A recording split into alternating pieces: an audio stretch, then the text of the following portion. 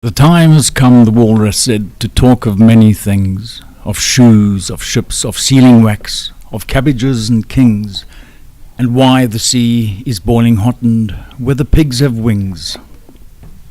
That's right, everybody. It is Brock and Ian. And we're here with the main man, Mike Scallan. You heard it right. We've had to hunt high and low. We've had to beg. We've had to sort of bribe and basically just do anything we can to get him on the show. So welcome, Mike. Thank you very much. It's great to be here. Now, there's something I want to know. I know Brock and I, we like to pretend that we're readers and we're into, fiction. I like my crime fiction and Brock likes whatever little teenage books that he reads. But beyond that, Mike, now let's go straight for the heavy duty. Right. You've had a long year. You've been worked. You're feeling maybe stressed, possibly. Now, the value in a good book in this situation. How does that work with you? I think that reading a good book and when we speak of good book, good means different things to different people. Yeah. I think just reading whatever speaks to you is invaluable.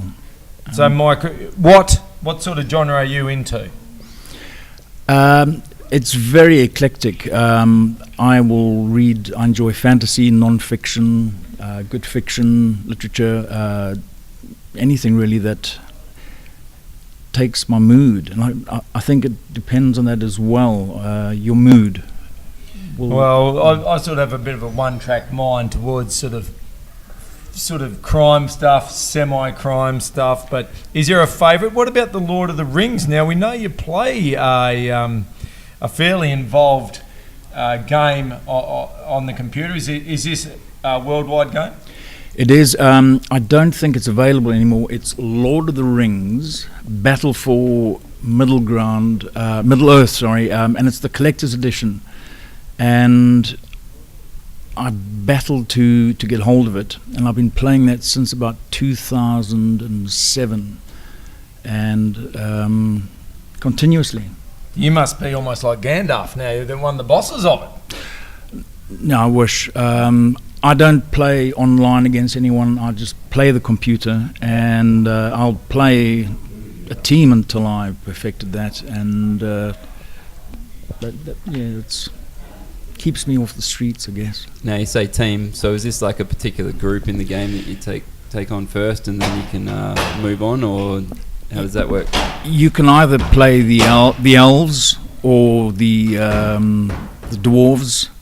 The main groups of people in Lord of the Rings, the characters, and so then there's the men, the goblins, and you can play dark side or light side. Oh, so what gripped your imagination to start with? What did you choose first? I went with the elves first because they've got these deadly arrows that just are unbeatable. But for about a year, I've been playing the men because I wanted to perfect and win with them. Because the aim is victory, whichever group you're playing with. It's strategy, and that way you get to learn the strengths and weaknesses of the enemy. And in a sense, it's almost like reading, because when you're playing a game, it kind of gives you an element of control that maybe you don't have in the workplace. And I think that's why gaming is so popular. It speaks to that part of ourselves that wants to be in control.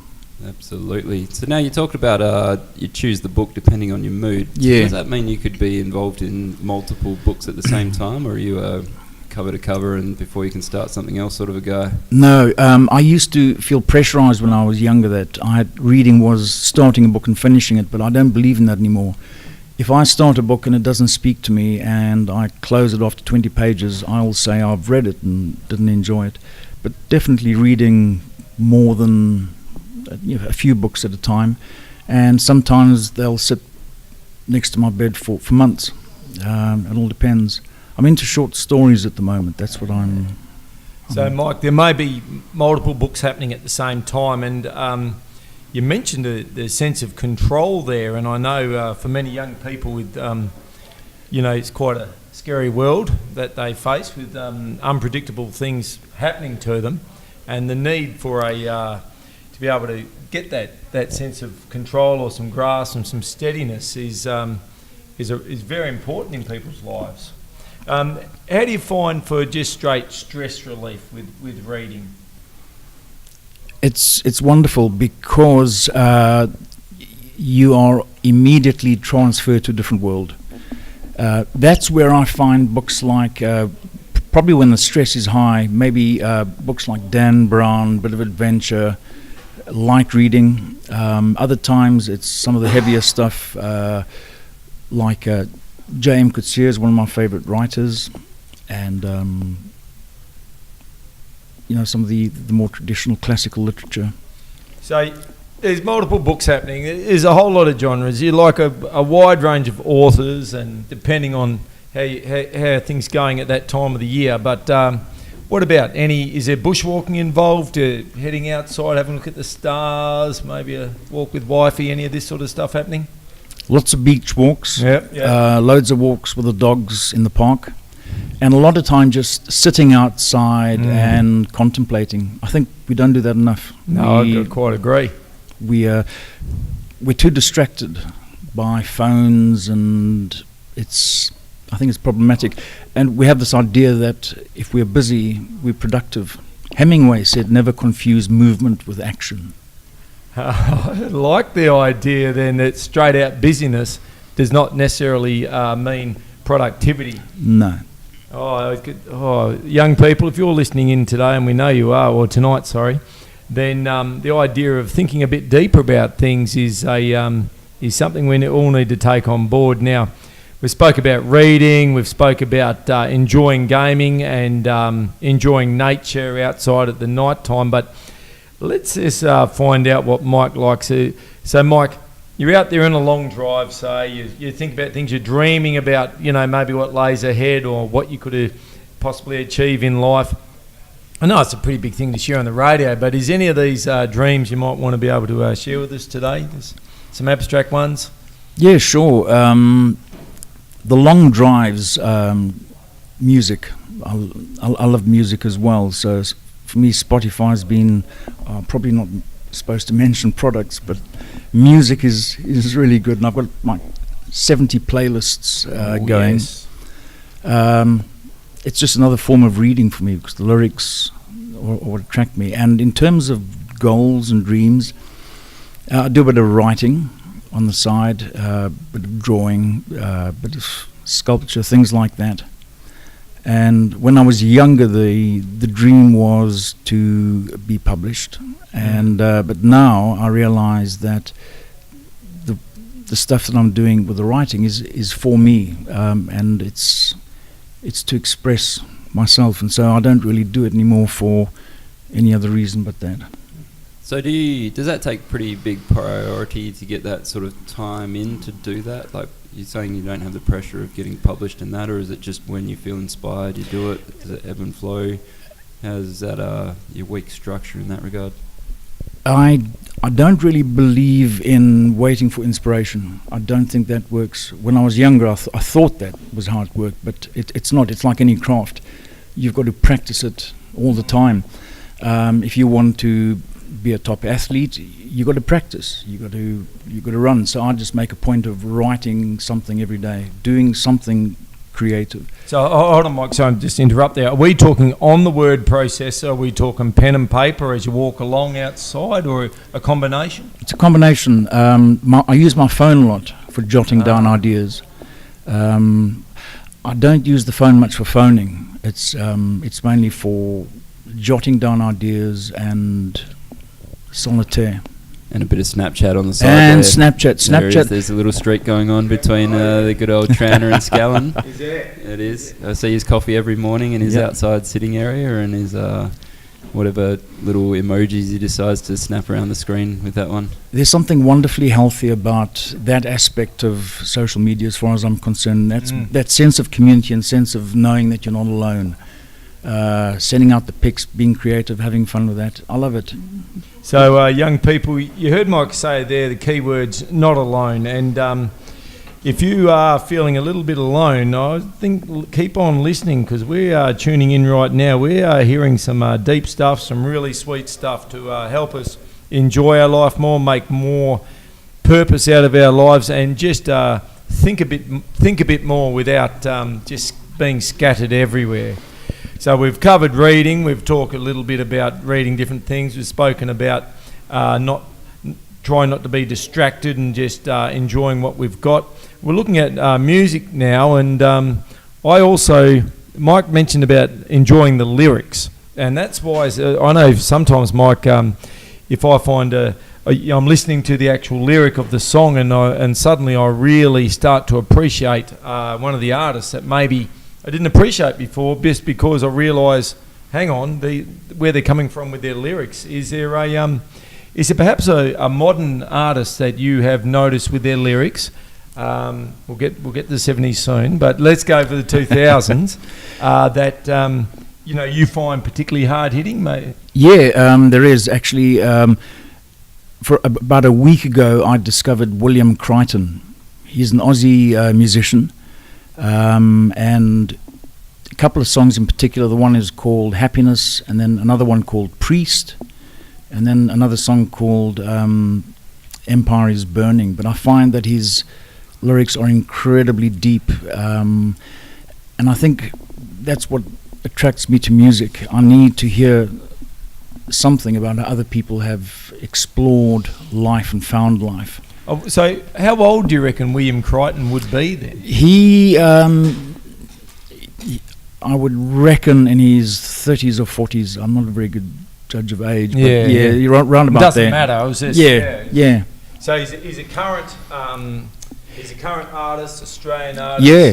He's obviously producing the music and able to. And so, would you listen to him through the Spotify? Would you? Spotify, YouTube. I love music videos, and so I'll been exploring his music videos through that. They're very good.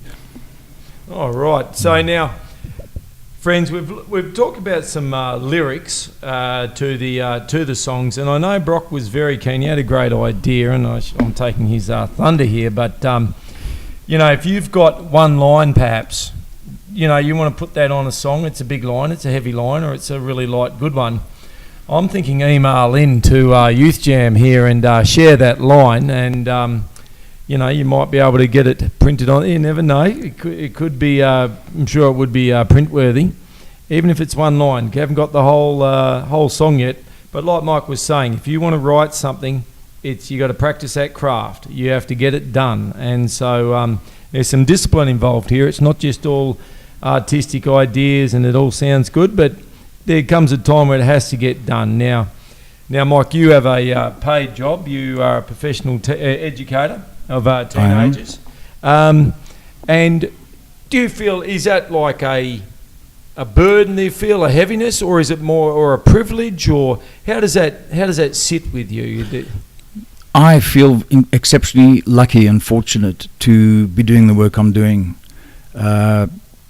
Most days I'm talking English or history and things that I'm passionate about, and I get paid to do that, so it's a bonus. And trying to help young people to become passionate about learning, I think, is what it's all about. There's a lot of the assessments and tasks and the other pressures in school, but I think the stronger undercurrent is becoming curious about life, and that's what we should be aiming at in school. Now, friends, I know lots of young people, don't have a clue what to do or what not, but Mike's just dropped down just given you some really good guidance there. He's being paid to do what he loves to do. I mean, it seems a dream for most people. Some people think that's out of reach, but that's literally what he does. And it's a very brave move to do it, to choose to do exactly what you love, and he is now delivering it to the next generation. So out of all the subjects that you do teach and have taught, I know it's a weird question, it probably can't be a favourite, but is there a favourite?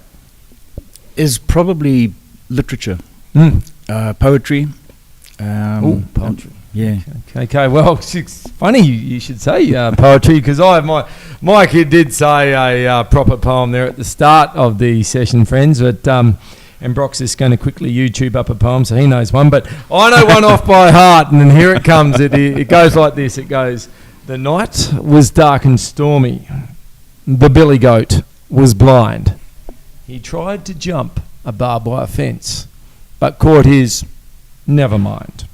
There it is, friends. That's my contribution to society of the cultural poem. I don't know, Mike. Ooh, Mike's coming back. Here it is. That's quite profound. It speaks on so many levels. Yes. Obstacles and the other, and it's pretty deep, Jan. Yeah. Ooh, I'm impressed. Yes. Thank you. I've just got a rating for that poem. Now, well, let's just see. Brock, we don't know. Is Brock giving us anything, friends? We don't know. He may have a poem. He may. Now, you probably know that I've got a son, and I've reacquainted myself with some poetry that I used to love in my younger years. So you might be able to guess who the writer of this poem is. Mm-hmm. One fish, two fish, red fish, blue fish, black fish, blue fish, old fish, new fish. This one has a little star. This one has a little car. Say what a lot of fish there are. Now we've actually got an audience member here. Rachel, do you know who might have written that poem at all? Any ideas? Let's just see what she's got. Any ideas? I'm putting you right on the spot. Hey, Rachel, have you got someone for us? Here it is. Dr. Seuss. Did you? Ooh, is that right, Brock? It's correct. Well done, Rachel. It's 100% on that one. That's outstanding. Rachel is also an announcer, but she just quickly chipped in. Dr. Seuss is actually one of my favourite authors. Incredibly profound, and I think there's a lot of meaning to be found in things that seem apparently silly, and at first, when we dig deeper, there's a lot of wisdom. Oh, Mike is just making us stop and say, have a good long look at yourselves, friends, because he's absolutely right, and I've just realised what he's been talking about. So it took me a couple of minutes, and now I'm really getting it. So, Mike, you've slowed me down. I appreciate it. But with Dr. Seuss, what other stuff does he write? I only know there's stuff that gets published on the movies and that, you know, the books that get published. Is there, what's his range? Or who is Dr. Seuss? Anyone know? I know he was an American. I think he had a psychological background. I think he was a psychologist. Dr. Seuss was a pen name. I don't know what his real name was, but like Lewis Carroll, who the opening quote that was from Alice in Wonderland. Oh. And again, a great deal of wisdom in that. Winnie the Pooh as well holds a great deal of wisdom. Oh, I've actually, funny as it might sound now, and don't want to necessarily admit this in public, but I did have a university thing on Alice in Wonderland. Yes, I did, friends. Yes, I did. Oh, there we go. What's that, Brocky? Yeah, so Dr. Seuss's real name is Theodore. Old Teddy Seuss Gazelle, American children's author, political cartoonist, and animator. There you go. But my son has a vast collection of it now. Every time we go through the markets at Wanneroo there on the weekend, we stop in at the old book stall, and we pick. We've found so many of them, little cheap numbers for like $2 a pop, but slowly accrues. So you get all the Lorax and all those, but you get the ones that aren't so well known, and it's they're good. Yeah, and I think it's important to for children to be encouraged to read things like Dr. Seuss, to be creative in their thinking, make interesting connections, and laugh at the world a bit. Well, Mike, there's a favourite topic we do like to talk about semi-regularly on the show, and that is long-haul aeroplane flights, or even, you know, my limit is about 5 hours before I fall apart into a mindless mess. Now, you're in the zone, Mike. You're in the zone. You're on an aeroplane. You go for that non-thinking stage, and it's just, is it boredom or is it just endurance? I mean, is there any tactics you use, or do you get up, have a walk around, do some stretches, or do you sit there, tough it out, movie marathon? I get up and, strangely, although I love movies, I struggle to watch movies on a plane. If I have an exit seat, that's pretty much the flight okay for me. Otherwise, it's getting up a lot. What I like to do is watch people and make up stories about them. So I'm going to try that then. And do you share the stories with them or no? Just usually not. Okay, good point. Yeah, I like to get to the other side. Yes, well, someone that we all know here got so bored on an aeroplane flight that he dropped down and did 400 push-ups in the aisle out of straight out boredom. No, another person. Well, here comes Rachel back again. If only she'd come over. She has got the best voice in the world. Can we coax her any closer? We can. Rachel has been on many long-haul aeroplane flights all the way from Scotland. Now, Rachie, you're on a long-haul aeroplane flight. You're sitting there. Do you just go into teenage zone with the headphones or 100 movies? Or do you talk to other young people on the aeroplane? Or what sort of stuff do you get onto on the international flights? So if we're travelling like long haul flight, we usually go for I usually just watch a bunch of films I haven't seen yet, but because I'm usually ditching my sister half the time on a plane, so I've got nothing really to talk about. So your sister, we talking older sister or younger sister? Younger sister. And do you take care of her, or is she is she asking you all the time to get her something, or do you have to try to help her out? No, she just goes up and asks for food and drinks all the time. Do you make her get you the drinks? No, she just goes up for herself. We're, of course, talking non-alcoholic drinks here, friends, or very low al, of course. So thank you, Rachel. What a voice. I told you she's got the best voice ever. If only I could have a voice like that. But anyway, not to worry. I'll stick with the Australian voice. I don't mind. No, it's pretty good. It's okay. Yeah, anyway, we have to deal with the voice we've got, I suppose, men. Isaac has got a beautiful voice. He's all the way from a village in England, but not his turn on the radio today, unfortunately, Isaac. But we'll catch up with him later. But, Mike, just as we shut down things, let's go back to the past, if we can. The past. Back not that many years ago of the... where exactly were you born?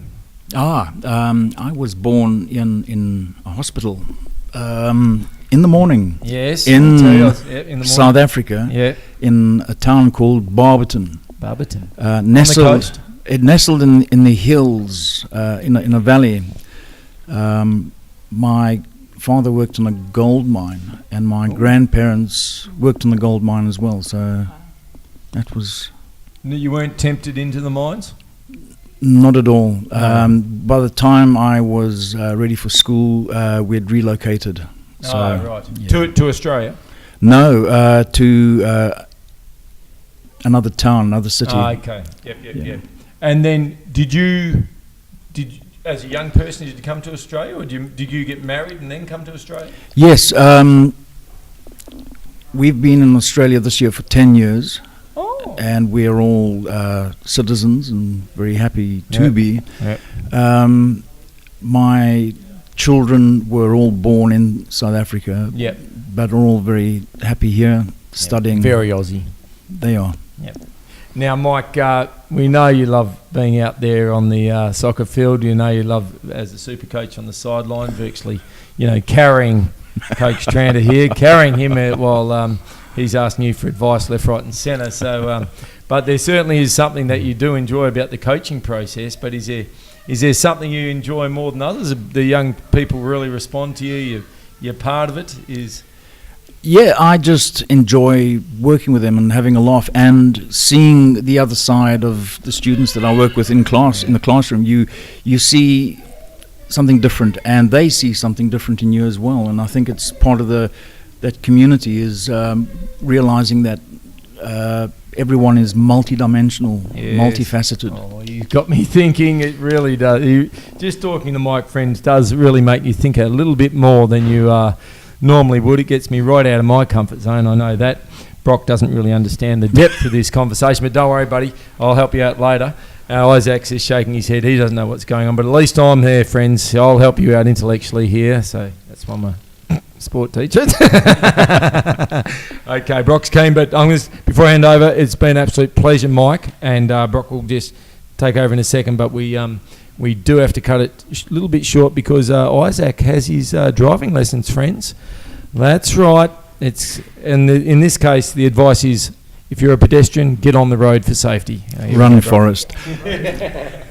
Now, I just want to strike on one thing before we do round it off here, Mike. and that is your motivations in the classroom. So you're well known for your little props, I guess, as students walk in, just to inspire the thought for the day. I heard of one with a spoon just being attached by a string to the ceiling, and the kids came in and said, "Why is there a spoon hanging off the ceiling?" And he said, "Well, if it wasn't hanging, would you have noticed it?"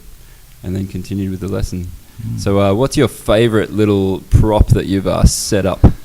My favourite one was some students broke a window with a soccer ball, and I put masking tape around it and then asked the students where the hole was before it was in the window. Absolute classic Scallan. Well, you are a legend, Mike. We appreciate your time with us here today. I hope you guys have got a lot out of it. There's a lot of good information there, so thank you very much. Thank you very much. It's been a pleasure and a privilege, and have thoroughly enjoyed it. Thank you.